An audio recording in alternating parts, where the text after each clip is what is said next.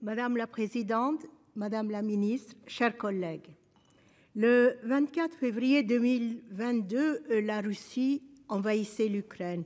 Nous assistions, horrifiés, au premier bombardement russe sur Kiev. Plus d'un an plus tard, la guerre continue de faire rage. L'armée russe a commis en Ukraine toutes sortes d'exactions, allant de bombardements ciblés à des massacres de masse de civils ukrainiens comme à Boutcha.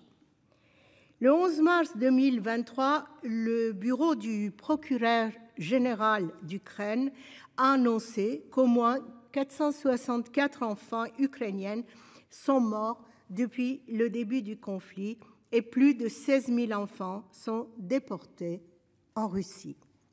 Je ne pensais pas devoir employer le terme de déportés que je mets en guillemets.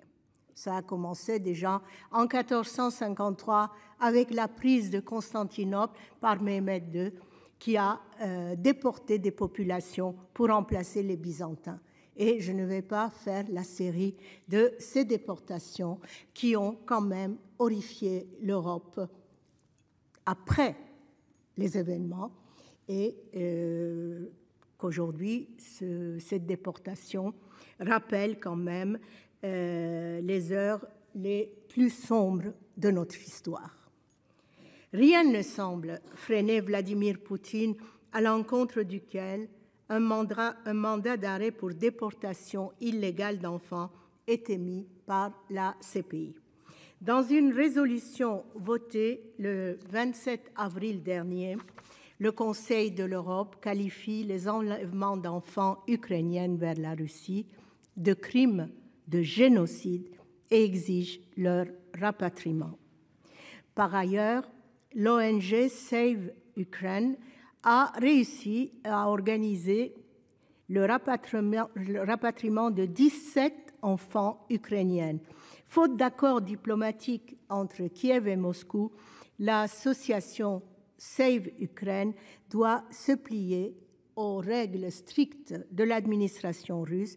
Son action demeure alors très limitée. Quels moyens humains et financiers pouvons-nous apporter à cette ONG? Quelle action diplomatique est-il possible d'engager auprès des autorités russes?